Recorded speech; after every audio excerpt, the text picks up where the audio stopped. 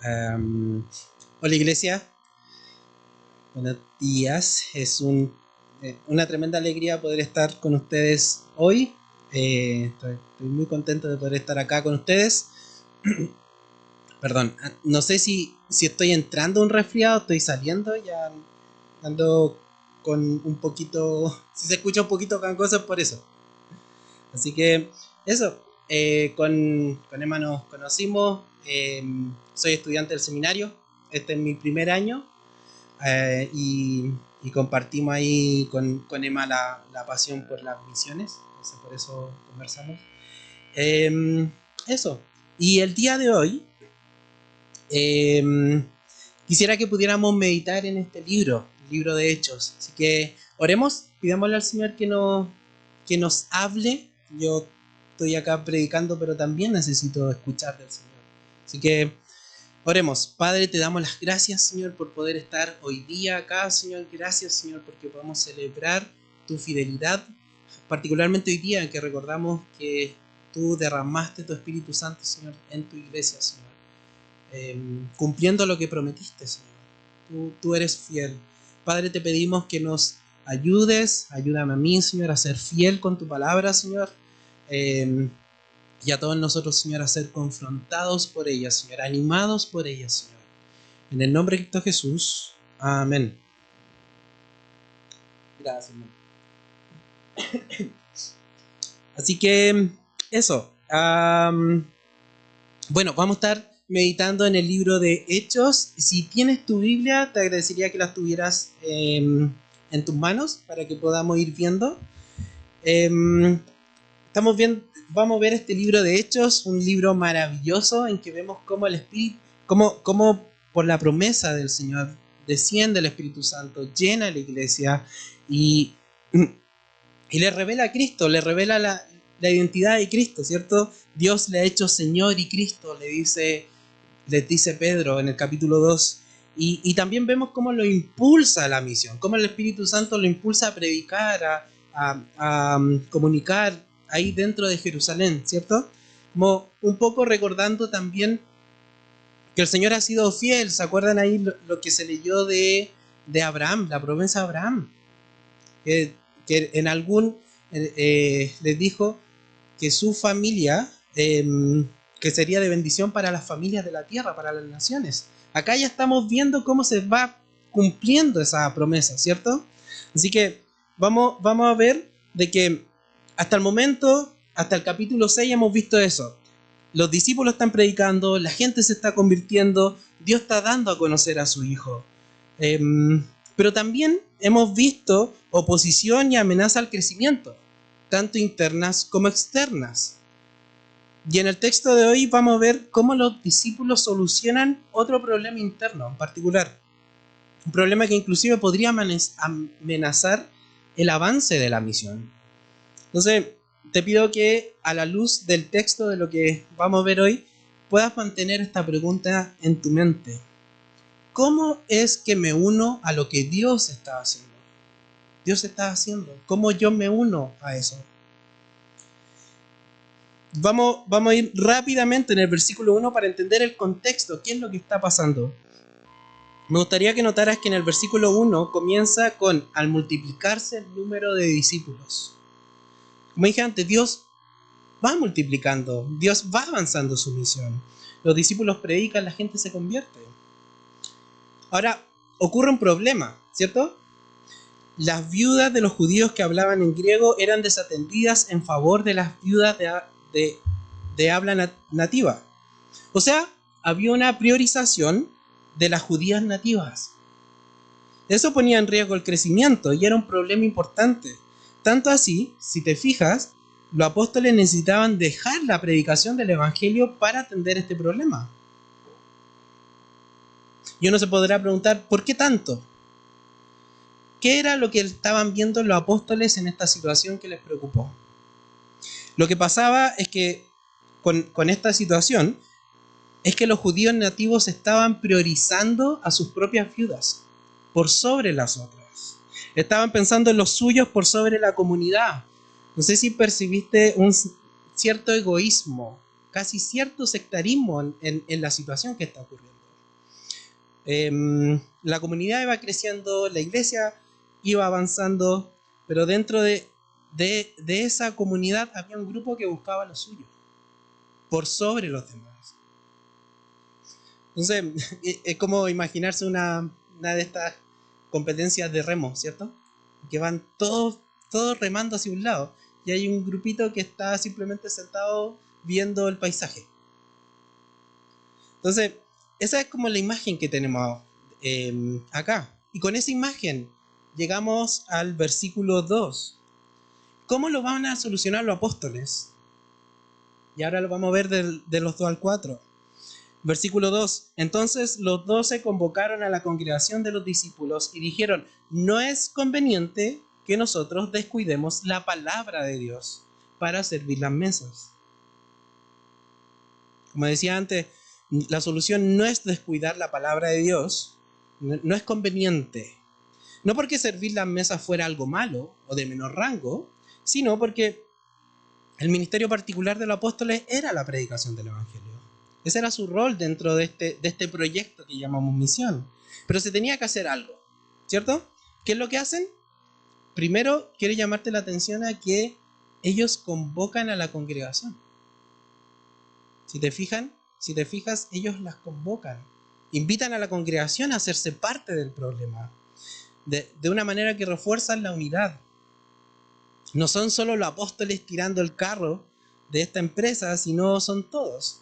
¿Y qué es lo que le dicen? En el versículo 3. Por tanto, hermanos, escojan de entre ustedes 7 hombres de buena reputación, llenos del Espíritu Santo y de sabiduría, a quienes podamos encargar esta tarea. No sé si te fijaste en la descripción del cargo. Hombres llenos del Espíritu Santo y sabiduría. ¿No llama la atención que tal vez como mucho requerimiento para el cargo? Después de todo era solo servir mesas, ¿cierto? Lo que pasaba en las mesas tenía que ver con la ambición personal de este grupo. Lo que pasaba en las mesas era un problema de evangelio, o la falta de él. Este grupo no estaba entendiendo que Jesús había venido para hacer una iglesia, para ir a predicar una iglesia. Entonces se necesitaban personas llenas del Espíritu Santo y de sabiduría para servir el Evangelio, para predicarlo, pastorearlo, cuidar ahí a la congregación. Eso era lo que se necesitaba. Entonces, por eso es la descripción del cargo. ¿Y quién es el que le está encargada de buscarlos? Nuevamente, la comunidad. La iglesia es la que está encargada de los apóstoles, o sea, de buscar estos siervos, no la comunidad, o sea, no los apóstoles. Y esto es importante, porque es la iglesia completa que está unida en la misión, levantando líderes, buscando siervos. No hay un espacio en toda la historia bíblica y en toda la historia de la iglesia, no hay ningún espacio para que la congregación solo se quede sentada. Todos somos llamados a hacer algo con los dones que el Señor nos ha entregado. Volvemos al versículo 3. Y nosotros nos entregaremos a la oración y al ministerio de la palabra, dijeron. Nuevamente, no es porque servir las mesas no era algo importante, sino porque ellos estaban dedicados a eso. Y creo que esto también es importante. Volvemos con la declaración de los apóstoles. No es conveniente que descuidemos la palabra de Dios, decían antes. Y ahora la oración. Cada parte de la congregación tiene un rol que cumplir. Y el Señor ha repartido dones y responsabilidades, ¿cierto? Ahora, ¿por qué es tan repetitivo que los apóstoles se dedicaran a la palabra y la oración? Eso me lo preguntaba mientras veía el texto, porque lo repiten una y otra vez. Porque ellos entendían que la única forma de avanzar en la misión era por medio de la palabra y la oración. Por medio de la predicación, la intercesión. palabra, oración, palabra, oración. Ese es el sustento de la misión. Puede haber mucha estrategia, pero si no tienen como centro la predicación del Evangelio, si no tienen como centro al Cristo crucificado y resucitado, son estrategias vacías. Tal vez de mucho ruido, mucho impacto, pero de poco fruto perdurable. El poder de la misión está en la oración y la predicación de la palabra de Dios. Nuestro hermano nos compartía en el video del hermano Andrés. Su prioridad era llevar Biblias, al igual que Richard Gumbrand, otro que ayudaba a la iglesia perseguida. Hay tremendos videos de personas en contextos de persecución que reciben Biblia y se emocionan con eso. Y es porque en la palabra de Dios hay autoridad. La palabra de Dios hay poder. Y nuevamente, la congregación es parte de esto. Los apóstoles están encargados de esa área, pero la congregación no está sentada. ¿Cierto? Y por eso, la congregación tampoco está llena de esta descripción, no está exenta de buscar esta descripción, llena del Espíritu Santo para predicar, para acompañar, para crecer, para instruir. Tal vez en este pasaje no está tan explícito, pero lo vemos en todo el Nuevo Testamento, de cómo cada uno de nosotros somos llamados a servir, a predicar, a conocer, a orar, ¿cierto? Vemos congregaciones fervientes, activamente pendientes de la predicación y del avance del Evangelio. Es como... Bueno, ¿a quién le gusta el fútbol?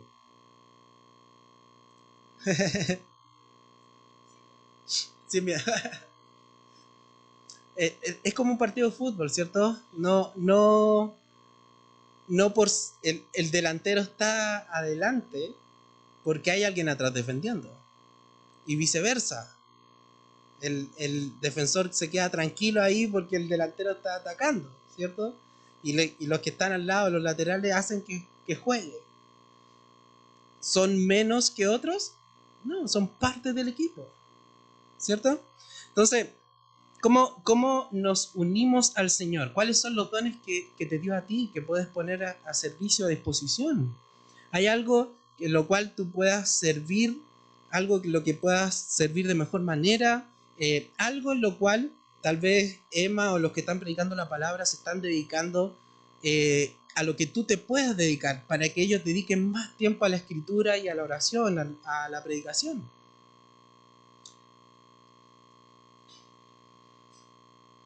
¿Qué cosas puedes hacer dentro de tu contexto que pueda impulsar para que otros conozcan el Evangelio?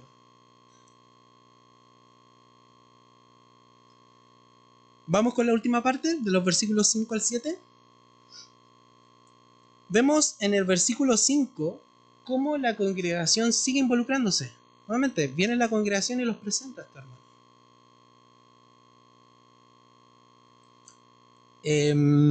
La elección de los siervos está en este contexto de los roles que cada uno de nosotros tenemos, ¿cierto? Y escogen a varias personas y escogen entre ellos a un tal Esteban. De alguna manera lo remarcan, ¿cierto? Esteban, un hombre lleno de fe y del Espíritu Santo. Y acá me gustaría hacer una pequeña pausa dentro de nuestro pasaje para ver qué es lo que estos pasajes nos hablan de un hombre lleno de fe y del Espíritu Santo. Si te fijas en tu Biblia, después de esta sección viene el martirio Esteban, el primer mártir de la iglesia cristiana. Y ahí te alentaría a poder leer todo lo que se habla de él. Tiene un capítulo entero dedicado solo a él. Entonces, me gustaría que pudieras ver cuáles son las características de este hombre. Rápidamente, ¿cómo se ve un hombre lleno del Espíritu Santo? Primero, vemos que cumple el requisito, que es un hombre dispuesto al servicio, ¿cierto? Un hombre que ya estaba sirviendo, ya tenía un buen testimonio dentro de la congregación, estaba sirviendo. Eso lo vemos en el versículo 3. Era un hombre que testificaba con sabiduría. Después se puede ver en el versículo 10. Era un hombre lleno del conocimiento de la palabra de Dios. ¿Cómo vemos eso? Capítulo 7. Hace un resumen de todo el Antiguo Testamento, con los puntos principales. Ojalá pudiéramos tener eso para el seminario.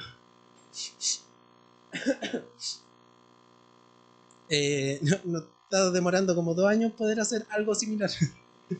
Es un hombre lleno del conocimiento de la palabra de Dios. Se enfocaba en Jesús. En los últimos momentos de su vida, ve a Jesús sentado a la derecha del Padre. Un hombre que se centra en Jesús. Y era compasivo cuando lo estaban apedreando, gracias hermano. Oró al Padre y le dijo: no le tomes en cuenta este pecado. Qué tremendo. Estas son algunas de las características de un hombre lleno del Espíritu Santo y sabiduría. Los apóstoles validan esa elección y los comiendan al servicio. ¿Cierto? ¿Cuál es el resultado de todo este problema y de lo que ocurrió acá, de generar esta nueva estructura de servidores?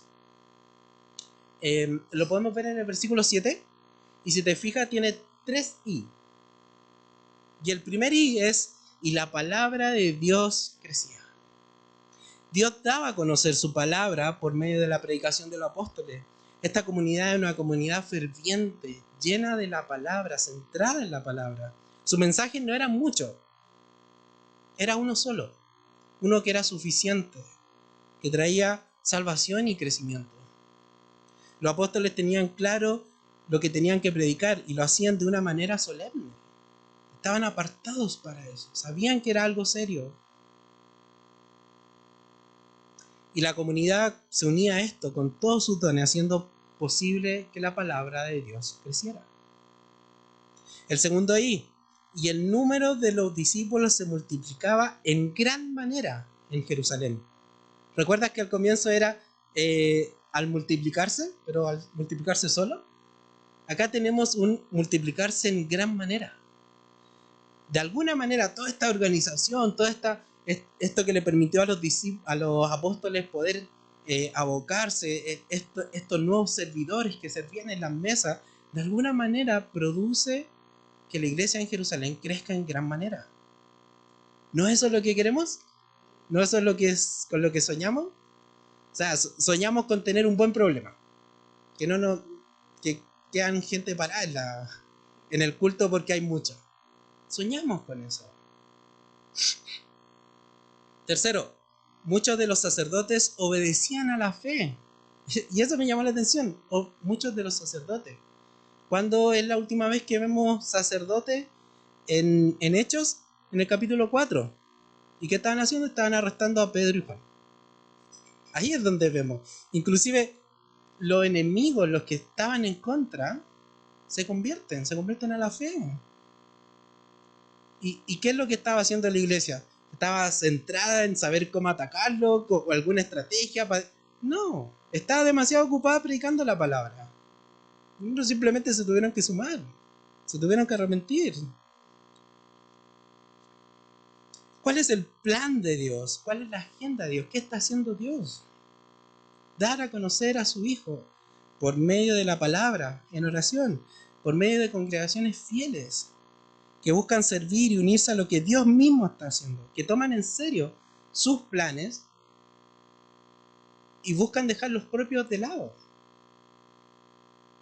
Emma me decía hace unos días que mientras soñábamos y conversábamos, decía: Dios está haciendo cosas.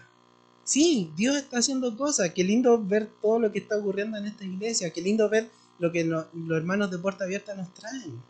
Qué lindo poder escuchar eso. Él sigue en movimiento, sigue haciendo cosas. El tema es si nosotros nos vamos a sumar o no. Dios va a seguir.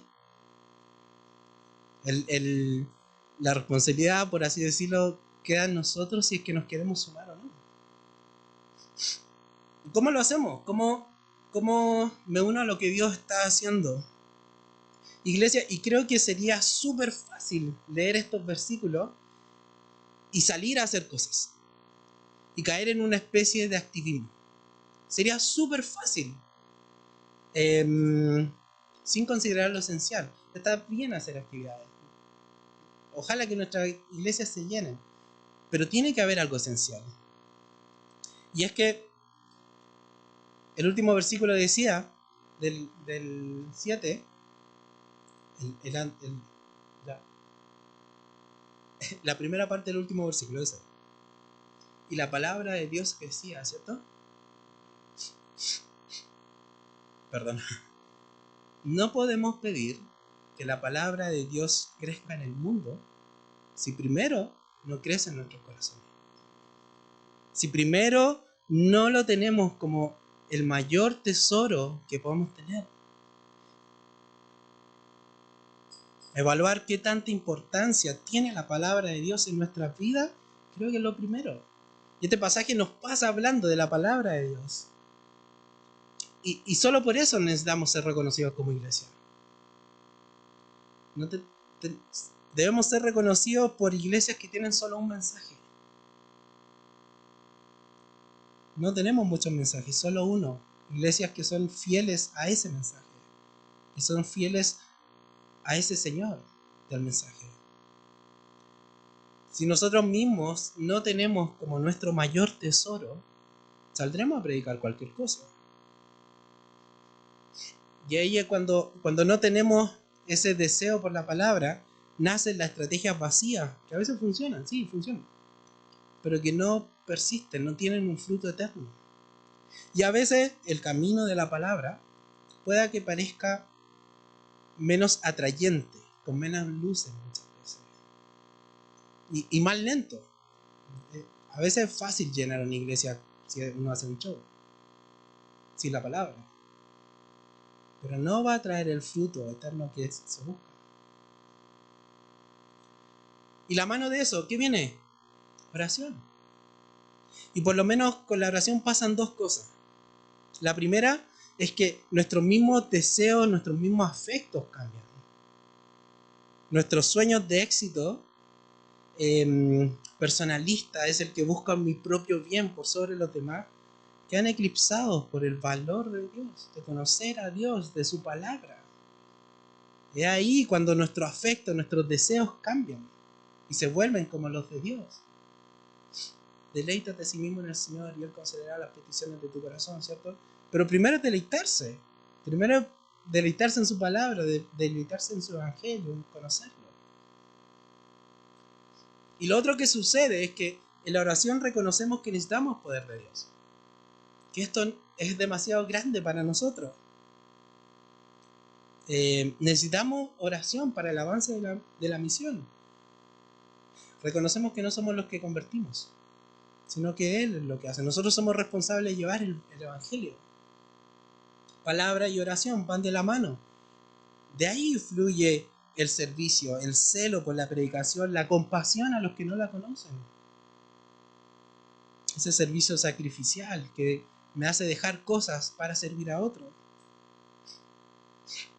Y algo también importante que marca este pasaje, la búsqueda de líderes, de buenos líderes. En la iglesia anglicana necesitamos líderes, necesitamos personas que guíen de forma correcta, que tengan un buen carácter, que prediquen la palabra. De ahí, estando en esa primera parte en nosotros, de ahí salgamos a anunciar y a predicar a nuestra familia, a nuestros amigos, a nuestros conocidos. Me contaba el lema de las casas de oración. Qué maravilloso eso, poder tener momentos de oración juntos, de buscar al Señor. Y ahí pueden pasar a los hermanos de puerta abierta y poder recibir la información y orar por nuestros hermanos que están en esos lugares, que necesitan de nuestra oración también, de nuestro apoyo. De alguna manera el Señor hizo eso. Nos invita a involucrarnos. Me pasa que yo me cuesta como acercarme a una persona en la calle y hablarle. Soy un poquito más tímido. Pero me gusta la enseñanza.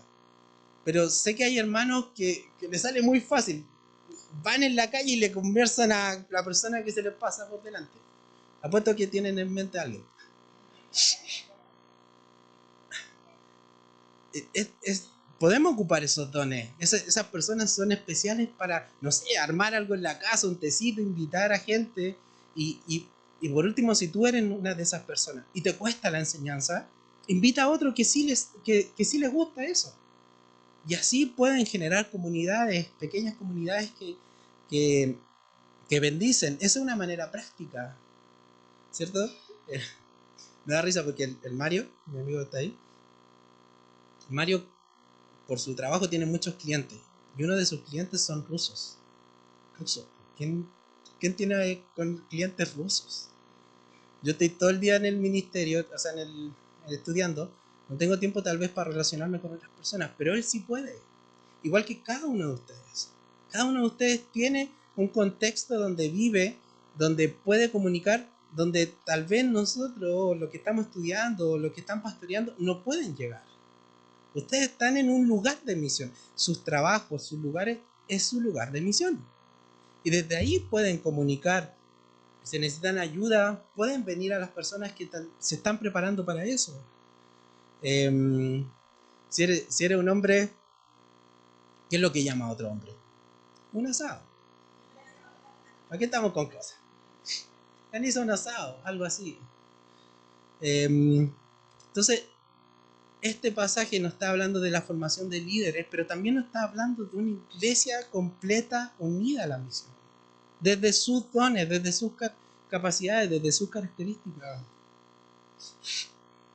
Y también, iglesia, en el versículo 1, estemos atentos a las cosas que nos roban la unidad. Salgamos rápidamente a corregir eso.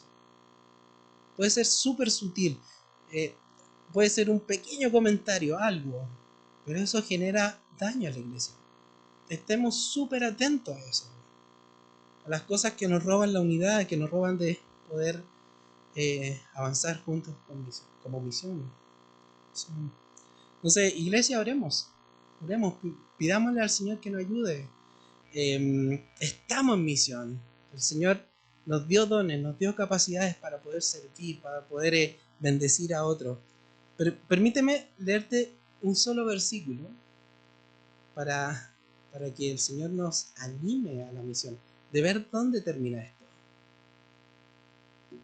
Después de esto miré y vi una gran multitud que nadie podía contar, de todas naciones, tribus, pueblos y lenguas, de pie delante del trono y delante del Cordero, vestidos con vestiduras blancas y con palmas en las manos. Apocalipsis 7:9. Es ahí donde termina la misión. Nosotros estamos acá al medio, ya hemos visto la fidelidad del Señor llegando hasta acá. Podemos verla en su cumplimiento. ¿Cierto? Oremos. Tal vez sea un momento también para